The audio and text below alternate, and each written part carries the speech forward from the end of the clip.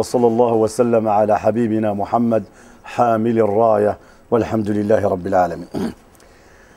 مع الدرس 33 بعد 100 الأولى من سيرة سيد المرسلين، صلوا عليه. النبي عليه الصلاة والسلام في هذه السنة بعد أن توفيت زوجته خديجة وعمه أبو طالب، لم يعد أحد يستمع إلى دعوته في مكة، بل دخل إلى مكة في جوار المطعم بن عدي وهو مشرك، فاشترطوا عليه ألا يدعو إلى الله في مكة، وهو الرسول الذي أرسل فقط من أجل الدعوة ويمنع من الدعوة. سبحانك ربي سبحانك. إذن فماذا يفعل النبي عليه الصلاة والسلام؟ ماذا سيفعل؟ سيخرج خارج مكة ليدعو إلى الله، لأنه صلى الله عليه وسلم يحترم المعاهدات. عاهد المشركين ألا يدعو في مكة، فيوفي النبي صلى الله عليه وسلم، فكان يخرج خارج مكة، وخاصة في أشهر الحج، حيث يفد القبائل إلى مكة لتأدية مناسك الحج والعمرة. فكان يخرج إلى وفد من القبائل فيعرض عليهم الإسلام، فإن رفضوا يعرض عليهم أن يأووه في أرضهم لأن مكة رفضته، فينصروه ليبلغ دعوته. يا رب يا رب. يعرض نفسه على من؟ هذا مسلمين ولا كافرين؟ وش مسلمين ولا كافرين؟ يعرض على المسلمين على الكافرين؟ على الكافرين. شوفوا الدين منين يوصل واحد النتيجة، فتغلق في وجه دعوة أبوابها في بلاد المسلمين، فيضطر الدعاة للخروج من أراضي المسلمين إلى أراضي غير المسلمين، فتضمن لهم تلك الدولة حرية العبادة وحرية الدعوة إلى الله، في حين تمنع أنت في أرض المسلمين من الدعوة إلى الله. في السيرة تاع النبي صلى الله عليه وسلم كتقول: إذا منعت من الدعوة إلى الله في بلد مسلم ووجدت أرضا ولو لم تكن تدين بالإسلام لكنها قبلت أن تأويك لتبليغ دعوة الله، فاخرج من أرض المسلمين التي حرمت منها من واجب الدعوة إلى الله إلى بلد غير مسلم يضمن لك حرية أن تبلغ دين الله. يا رب يا رب يا رب يا رب يا رب يا رب. سبحانك يا رب. وهذا الشيء يقع ولا ما يقعش؟ طبعا يقع. في أي أنظمة يقع؟ في الأنظمة الدكتاتورية التي ترى أن الدعوة إلى الله يمكن أن تسحب تحت قدميها بساطة السلطة. إذا شافوا بين الإسلام يهدد السلطة نتاعهم إن شاء الله سيمنعونك. انت المشكلة يقول لك يا سيدي ما بقيت شايت، يعني خايفين يا سيدي اللي يتبعوك الناس، وكي يتبعوك الناس يطالبوا بشي مطالبات اليوم وغدا يزيدوا يطالبوا ويحدث الخطر. شو المشكلة؟ هما كيفكروا بهذا الشيء وهم مخطئون. فلو أنهم كانوا أذكياء لعلموا أن من يدعو إلى الله في بلد المسلمين يثبت أركان تلك البلدان، لكن هاجس الخوف من أن تسحب تحت أقدامهم بساط السيادة يتوجسون خيفة من كل من يقول الحق. الله يرحمك يا عمر بن الخطاب. جاء أحد مرسول من الفرس، عبد الرحمن بن هرمز، فجاء إلى مكة يسأل عن عمر وعن قصر عمر، فلم يجدوا لعمر قصرا، إنما صار أهل المدينة يشيرون بأصابعهم في اتجاه الطريق التي سلكها عمر، فلا زال يتبع هذه الأصابع حتى وجد نفسه خارج المدينة ويرى شبح رجل ممدود على الرمل في وهج حر الشمس، فوقف على جثمانه وهو نائم. هذا هو عمر الذي تهتز لذكره عروش قيصر وكسرى، ينام على الحصى ويتصبب جبينه عرقا وليس له شكون؟ لا بواب ولا حارس ولا بلانطو ولا فخشع فقال كلمته التي سارت بذكرى الركبان: عمر، عدلت فأمنت فنمت. علاش غادي تخاف منين تعدل مع الناس؟ إذا نال عدلك جميع الرعايا كلهم سيحبونك، بل سيعملون على تثبيت دعائم حكمك، بل يضحون من أجل أن يبقى حكمك، لأن العدل يعمر والظلم يخرب ويدمر. قال ابن تيمية رضي الله عنه: إن الله ينصر الأمة العادلة ولو كانت كافرة، ويخذل الأمة الظالمة ولو كانت مسلمة. البلد المسلم الذي تكمم فيه الألسن ويسمح لألسنة العلمانيين بأن تهمز الدين وتلمز المتدينين بكل حرية، وتخرس ألسنة الدعاة وتحاكم، هذه أمة لن يكتب لها البقاء إذا ناصرت الظلم وناصرت الظالمين والمجرمين. لا يكتب الله لها البقاء.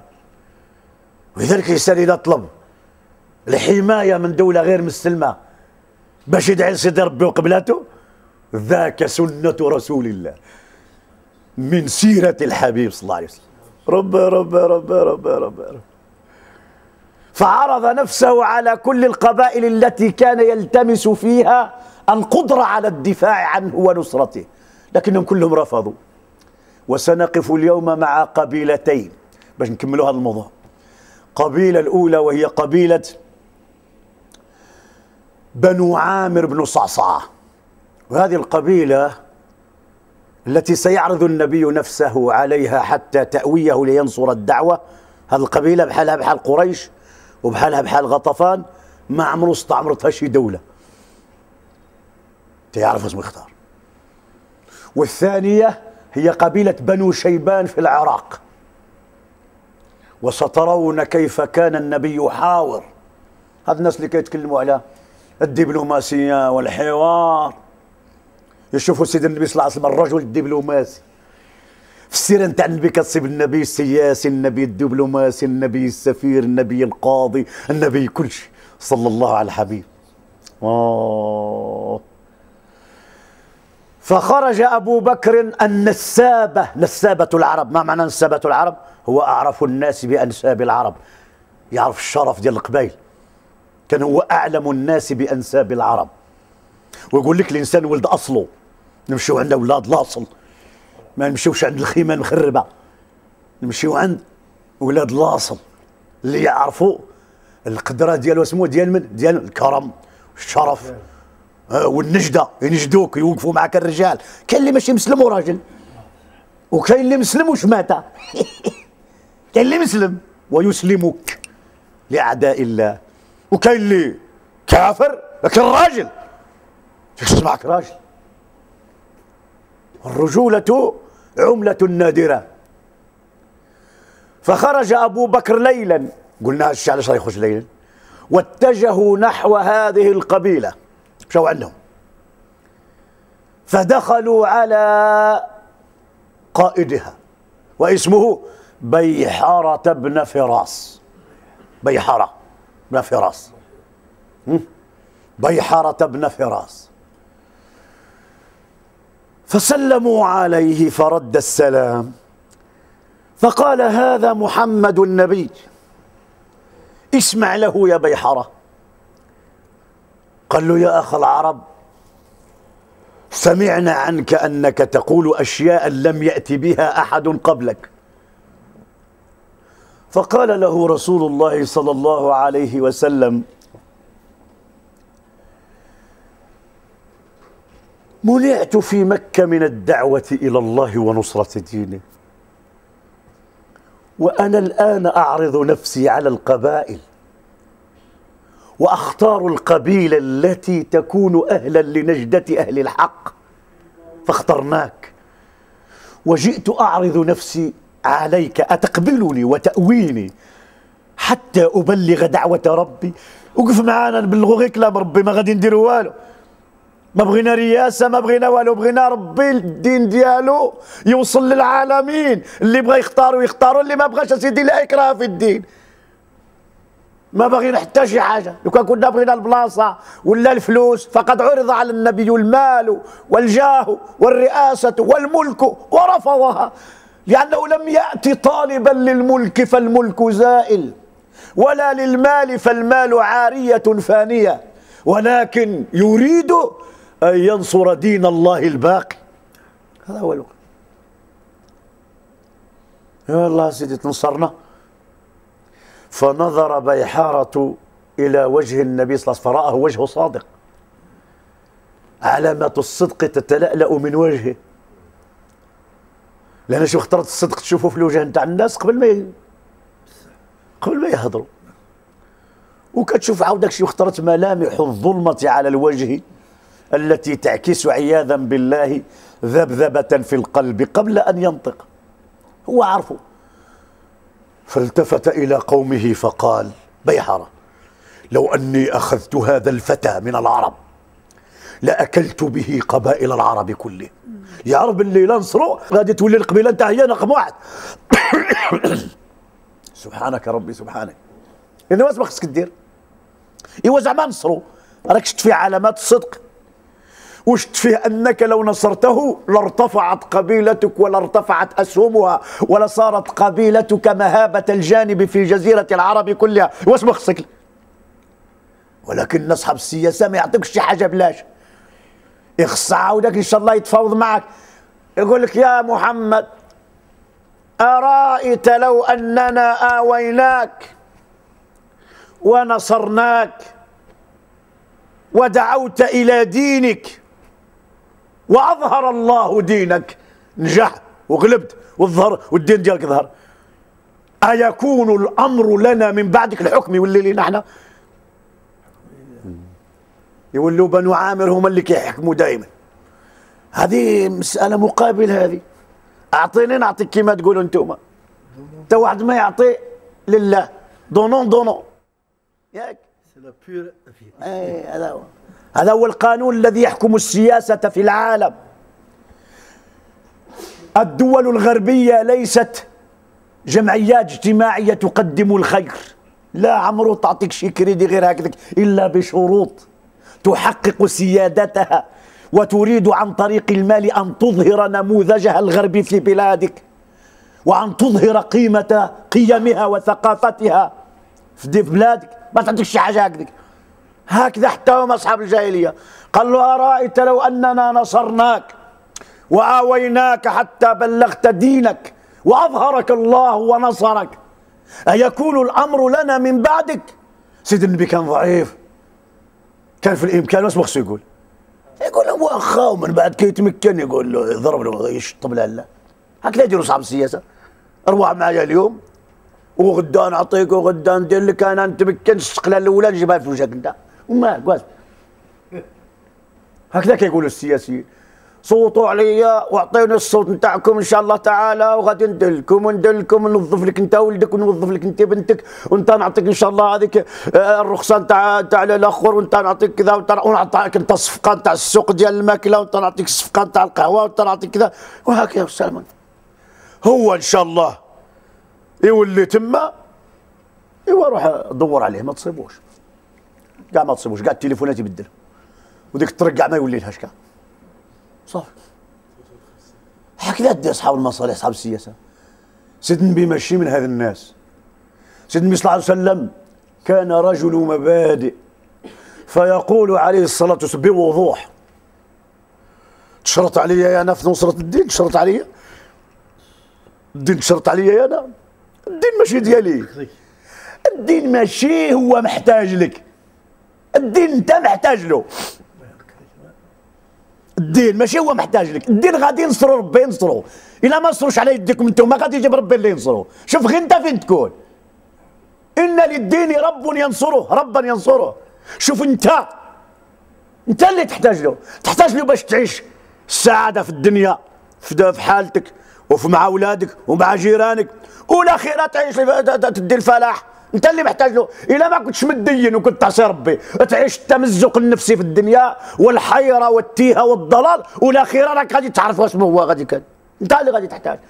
ولذلك واحد السيد من قال سيدنا عمر بن العزيز جزاك الله خيرا على الاسلام، قال له لا تقل ذلك، قل جزا الله الاسلام عني خيرا لانني لولا الاسلام ما كنت عمر. الاسلام هو اللي ردني راجل. ما انا بلا اسلام واسمه متصقع ندور من قهوه لقهوه، ما عندي مهمه الا كاش نعمرها. بلا اسلام بلا رساله الاسلام غادي تبقى بحال الدبه والسلام تمشي على الارض والسلام. ولا لا تربحها معيشه تحت الارض احسن الا ما تعيش الاسلام للدين. هذه 5 مينوت اللي عطاك سيدي ربي سبحانه عز وجل، قيمتك بقيمه الدين عندك. سبحانك يا ربي سبحانك. قال له النبي صلى الله عليه وسلم اسمع يا رجل، أنت تشترط علي لدعوة الله تعالى، اسمع مزيان وليسمعها العالم، وأنا ضعيف ومقهور وجرى مورايا مكة وما عنديش اللي ينصرني وبوحدي، ولكن هادشي ماشي ديالي. لا أعطيك عهدا على شيء لا أملكه، الأمر لله، السلطة والملك، قل اللهم مالك الملك تؤتي الملك من تشاء وتنزع الملك ممن تشاء وتعز من تشاء وتذل، الأمر لله يضعه حيث يشاء. ما تشرش عليها. اش قال له هذاك السيد؟ يا ودي أتهدف نحورنا للعدو، أي نقدم رؤوسنا لسيوف الأعداء لقطعها، نضحوا بالأرواح، فإذا أظهرك الله بنصرتنا إياك قلت لنا الأمر لله لا شأن لنا بنصرتك. اش الغريبة هاي؟ ما تمدوا والو، وعلاش غادي نمشيو نقتلوا رواحنا وولادنا ونيتموا ولادنا ونرملوا زواجنا؟ على من؟ انت اللي تقول لنا الأمر لله، هو اسمه المقابل اللي نديو سيدي بهذه النصرة؟ هذه ماشي نصرة سهلة، هذه راحنا ندوا رواحنا. قال له النبي صلى الله عليه وسلم هالشي اللي عندي، لا أعدكم بشيء، لا أعدكم بشيء، نوعدكم بحاجة، واسمه هي؟ واسمه هي؟ إذا آمنتم، هي الأولى، أنتم ماشي مؤمنين. ثانيا ونصرتم الإسلام ابتغاء رضوان الله، في هذا الوقيته بهذا تاع الشروط نضمن لكم حاجة وماشي في الدنيا كاع، لا أضمن لكم شيئا في الدنيا. فين؟ في الآخرة. أضمن لكم يوم القيامة الجنة. اللي نصر ربي الدين ديال ربي وبغى ربي، ما بغى لا بلاصة ولا انتخابات ولا فلوس ولا باش الناس يتذكروه، كل شيء هذا الشيء فاني، كل شيء هذا الشيء لا تنظر إليه. أنا أعدكم بأمر واحد بشرطين، أن تؤمنوا بهذا الإسلام لأن الكافر يوم القيامة لا حجة له، وإن آمنتم ثم نصرتم لله ولم تنصروا الإسلام لحاجاتكم أنا ذاك بهذين الشرطين أنا ضامن لكم يوم القيامة الجنة. أما الدنيا ما عندكم والو، ما نضمن لكم حتى شي حاجة. هذا الأول. فرجع بيحرة إلى قومه وكان فيهم رجل مسن فايت 100 عام، فذكروا له القصة التي جرت بينهم وبين رسول الله، فانتفض وهو رجل طاعن في السن يعطي اهتماما كبيرا لهذا الحدث. قال لهم ويحكم، فماذا رددتم على هذا الفتى من العرب حينما عرض عليكم أن تنصروه وتنصروا دعوته؟ قالوا اشترطنا عليه إن أظهره الله أن يكون لنا الأمر من بعده، فرفض وقال الأمر لله. قال أين عقولكم؟ أين عقولكم؟ كنت أعتقد أنكم أرجح الناس عقولا، والذي نفسي بيده ما تقولها إسماعيلي قط. زعما عمرو شي واحد من ذرية إسماعيل قال أنا نبي ونصروني، ما قالها إلا هذا، هو نبي حق. ومشات لكم هالفرصة، يا لضياعكم، يا لخسارتكم، يا لفضاحة الخسارة، أين كانت عقولكم؟ والله ما نطق بهذا الأمر إسماعيلي قط، وإن الذي قاله هذا الرجل هو الحق وإنه نبي. يا ليتني كنت معكم حتى أسدد عقولكم لاتباع الحق، ولكن مشات ندموا، ولكن هيهات ربي هو يعرف على من ينصر هذا الدين. فأخذ أبو بكر سيدنا رسول الله إلى قبيلة أخرى، وهي قبيلة بنو شيبان في العراق المتاخمة للفرس، والتي تربطها بإمبراطورية الفرس معاهدات سياسية.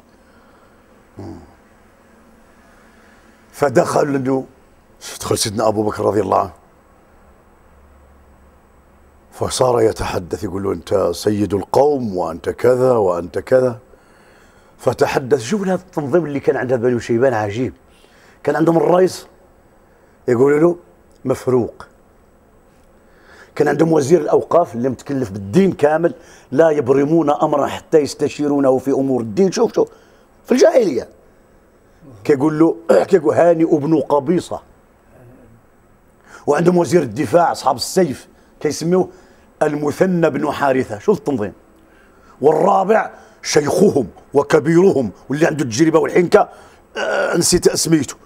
يعني لا يبرم أمر يهم القبيلة إلا إذا زيد اتفق الأربعة، الرئيس ووزير الأوقاف. ما نسميوش وزير الأوقاف، يقولون نسميوه هذا مثلا مرجعية الدينية، وثم وزير الدفاع، ثم الرجل اللي هو المرجع الشيخ الكبير. يعني شو سبحان الله. قال لهم سيدنا أبو بكر هذا فتى قريش محمد بن عبد الله الرسول الأكرم، راه إن شاء الله بقى يدور على شي قبيلة اللي نعم سيدي عندها النجدة وعندها كذا إن شاء الله تعالى، وجاي يطلب منكم النصرة. قال له أنت أبو بكر؟ قال نعم. قال له وهذا فتى قريش؟ قال له نعم. فتوجه مفروق إلى النبي صلى الله عليه وسلم. وقال له ذاك الشيء. قال له أبو بكر اسمح لي بعد نسقسيك شي أسئلة الله يرحمه اللي قبل ما تمشي عند النبي صلى الله عليه وسلم. قال له اسأل يا أخ العرب. قال له كم العدد فيكم؟ شحال؟ قال له 1000 مقاتل أو يزيد، ولن تغلب 1000 من قوة. احنا المقاتلين عندنا على الأقل 1000 أو لا يزيدوا، وراه عمره 1000 ما ينغلبوه الرجال. السؤال الثاني قال له كيف المناعة فيكم؟ واحد اللي يلتجأ لكم يدير لجوء سياسي، كيف المناعة؟ كيفاش ديروا تحميوه؟ قال له اسمع، عندنا السلاح أولى من اللقاح. ولادنا نعلمهم السيف، ما نعلمهمش يسترحوا. اللي يعلم ولاده غير السرحة، مجتمع نتاع كويبوي ونتاع السرحة ويتبعون أذناب البقر، ستعيش تلك الأمة الذلة، لأن عندها المال وما عندهاش باش تحميه السلاح، ما عندها الصناعة. يعني هذا كيقول لك متوجه هذه القبيلة من اللي الصناعة الحربية. عندنا السلاح أولى من اللقاح، وعندنا الجياد أولى من الأولاد، جياد الخيل، لأن كاين شي ناس يعني لاهين غير مع أولادهم. وانا يقري ولدك دير ولدك دير بنتك دير كذا، واش خلاونا والولاد والدين ما يعطي له والو، حتى يكبر في التالي كيكبر ويسيب ولادو كل واحد فين مشاو كذا هو بوحده وغادي عند سيدي ربي زرقاء. يعني غير قال له شو سيدي، احنا عندنا السلاح قبل باللقاح، والجياد قبل بالاولاد، والنصر من الله. لا شيء. شو الكلام تاعهم؟ ندول على عدونا مرة ويدال علينا مرة، اخترنا نغلبوه وهكذا. قال له صافي، لقد أوجزت وأبلغت. فتوجه مفروق إلى الرسول صلى الله عليه وسلم، قال له يا رسول الله، يا فتى قريش، يا محمد، اسمه بغيت النظر، قلنا تكلم النبي صلى الله عليه وسلم في رسالة واضحة، فقال جئتكم أطلب منكم المنعة، تمنعوني وتنصروني حتى أبلغ دعوة ربي. علاش؟ لأن قريش حادت الله ورسوله، ومنعتني من الدعوة في مكة، وحرمتني من تبليغ الرسالة. جيت عندكم تنصروني. قال له قول لي إلى ما تدعو يا أخ العرب؟ قال أدعو إلى عبادة الله وحده، وأني رسول الله المبلغ عن الله رسالته. ها أنا هالشيء على شيء جيت لأدعو إلى الله تبارك وتعالى سبحانه عز وجل، ليدين الناس بدين الإسلام الحق. قل له وإلى ما تدعو يا أخ قريش؟ فقرأ عليه آيات سورة الأنعام، الوصايا العشر. يقول سيدنا ربي سبحانه عز وجل في كتابه الكريم: قل لا أجد فيما أوحي إلي محرما إلا كذا، فذكر. ثم قال إلى ما تدعو أيضا يا رسول الله يا محمد؟ بيقولش يا رسول، يا محمد. قال له يقول الله تعالى: إن الله يأمر بالعدل. وشوف يعرض الإسلام في أهدافه الكبرى، مش حاجة. إسلام العدل، إن الله يأمر بالعدل والإحسان وإيتاء ذي القربى وينهى عن الفحشاء والمنكر والبغي يعظكم لعلكم تذكرون. فخفض مفروق رأسه وقال: لقد دعوت يا محمد إلى مكارم الأخلاق، فبئس قوم يكذبونك. ما يكذبك إلا اللي ما عنده عقل. وكل الإشاعات التي تروج حولك هي حسدا وبغضا فقط، أما أنك تحمل فعلا الحق وقيم الصدق. ولكن أنا ما نقدرش نقرر في هذه المسألة.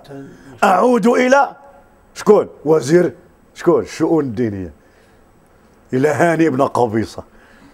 فأخذ الكلمة هاني بن قبيصة فقال: إنك تدعو إلى مكارم الإخلاق يا أخو قريش، ولكن من طيش العقول أن نقرر في جلسة جمعتنا بك 5 دقائق فنقرر ترك ديننا ونتبع دينك في جلسة واحدة. هذا من الطيش والحمق. فكان لا بد أن نرجع إلى قومنا ونناقشه، فنأخذ ونرد، وبعد ذلك نرد عليك. المشورة ما يمكنش. يا المشورة فين مشات يا الرجال؟ بحال اللي مفروق ما عجبوش هالكلام، غادي يضيع له واحد فرصة كبيرة. قال: ولكن الكلمة عند صاحب السلاح وزير الدفاع المثنى بن حارثة. فقال المثنى بن حارثة يؤكد على كلام هاني بن قبيصة، قال: القول ما قاله هاني بن قبيصة لا يمكن أن نقرر في مجلس جمعنا بك على عجل، هذا من طيش العقول. ولكن اسمع مني، نحن نوجد في منطقة بين ماءين، ماء يلي الفرس وماء يلي العرب، فنحن نستطيع أن نحميك ونمنعك من ماء العرب، من القبائل ديال العرب. أما الماء نتاع الفرس فخطأه غير مغفور، وأولئك القوم يحبون الملك ويكرهون دعوتك. الملوك يكرهون دعوتك، الملوك يخافون على كراسهم من دعوتك. فنحن مستعدون لكي نضحي بأولادنا وأنفسنا، لكن مما يلي ماء العرب. أما الفرس فهم ملوك تهددهم دعوتك، ولذلك فنحن لن نتحمل أبدا هذه المسألة، لأن الأمر أصعب وأقوى وأكبر من قدراتنا. ولكن واش غادي نقول لك؟ الأمر عند ذاك الشيباني ديالهم هذاك. لا التالي. فسكت الشيخ فاضطر النبي للحديث، فقال النبي صلى الله عليه وسلم: لقد أحسنتم الرد. عجبوه هذا النظام، لقد أحسنتم الرد، وكان ردكم بليغا صادقا واضحا، ولكن هذا الأمر يا مثنى لا يصلح فيه إلا أن يحوطه من كل جانب. يمكنش انا تحميني من هذه الجهه والجهه الاخرى لا، ومنين تقول لك الفرس سلموا لي، كي غادي ندير؟ نجي عندك وتسلمني للفرس؟ هذا الامر تاع حمايه الدين ونصره الدعاة. اما تقبض الداعيه منين تطلبك منك المغرب تقول لك سلم لي فلان، قول له لا، كما طالبت نظام زين العابدين من بريطانيا تسليم الشيخ راشد الغنوشي، فقال لا يمكن ان يسلم هذا. ما يمكنش نسلمك انا، نسلم لك انا راشد الغنوشي باش تمشي تقتله؟ نسلم لك علي العريض؟ نسلم لك كذا؟ فره الجوار. ما يمكنش يا سيدي، لا يمكن ابدا. هذا الامر لا يصلح فيه، اي امر نصرة الدين واهله لا يصلح فيه الا من احاطه من كل جانب. ماشي انت تنصره من هذه الجهه انت على العرب لان العرب ضعاف، ومع الفرس لا تربطك معهم معاهدات، من تقول لك سلموني نسلموا، هذا ما يمكن شيء. ساسلم راسي الى المقصله، ما يمكن شيء. لكن انا اقول لكم وابشركم لكانكم احسنتم الرد، كيف بكم ما هي الا قليله حتى يملككم الله ارضهم وديارهم. شو البعد الاستراتيجي؟ هو ضعيف، هو ضعيف وما باغي كاع ينصروا، ما باغيش كاع. سيملككم ارضهم وديارهم ويفرشكم نساءهم. اكنتم حينها إذا أمد الله في أعماركم وتحققت النبوءة التي أخبركم بها، أكنتم هناك تقدسون الله وتؤمنون به وتسبحونه؟ فتكلم الشيخ قال لك علينا هذا. الشيخ تكلم في التالي، الشيخ في التالي قال له سيدي منين يتحقق هذا الشيء إن شاء الله ما مسبتنا احنا الولا. الله، يلا يلا اجمع يلا نمشي.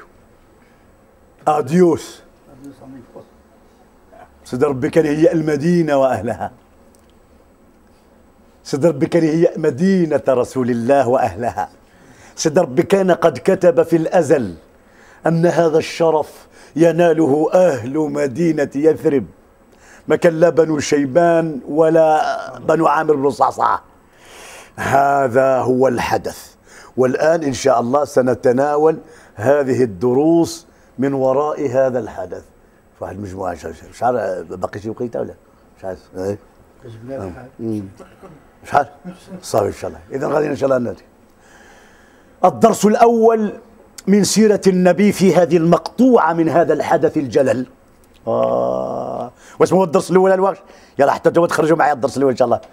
أن الداعي إلى الله إذا حوصر في أرضه ومنع من الدعوة إلى الله لن يعاقبه الله إذا سأل من الكافر ومن النظام الجاهلي أن ينصره ليبلغ دعوة ربه.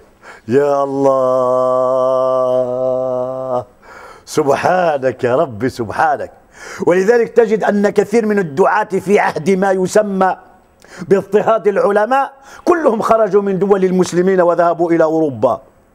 الكثيرون منهم في فرنسا، في إيطاليا، في سويسرا، في كل الدول الأوروبية الآن موجودون.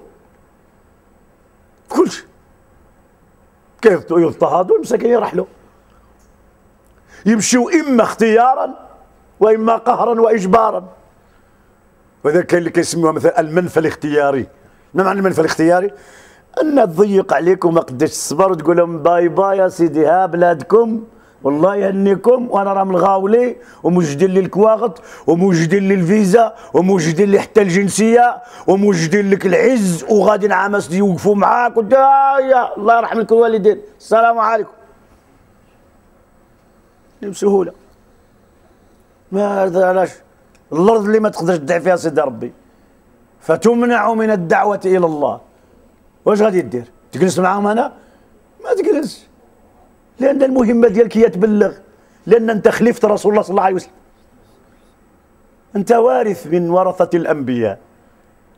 الأرض اللي ما تصلحش باش تبلغ فيها الميراث نتاع النبوة تمشي شي أرض اللي تضمن لك ذلك. هذه الأولى، باش ما يبقاوش يعيبوا على شيء، يقول له علاش لك الداعي يخرج من بلاده وراه في سويسرا يتمتع. ما راش يتمتع في سويسرا، خلى الارض، خلى الوليدات، خلى الاحباب، خلى كل ما يرتبط به الانسان. راه باش تخرج واحد من الارض ديالو ماشي سهله.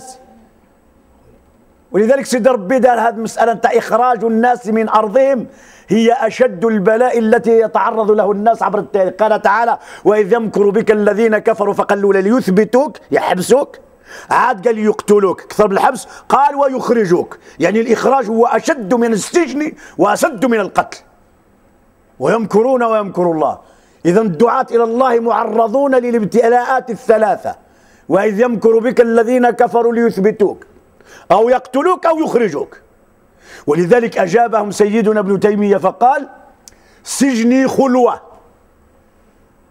وقتلي شهاده، ونفيي سياحه، جنتي معي تسير معي حيث سرت، فماذا عساهم أعدائي أن يفعلوا بي؟ يسجنونني وحولوا السجن إلى باحة للعبادة والدعوة كما حولها يوسف عليه السلام الذي قال: رب السجن أحب إلي مما يدعونني إليه، وصار يدعو السجناء إلى الله تعالى. يقتلونني، قتلي شهادة، أن تلقى الله تعالى وأنت تحمل لواء الإسلام.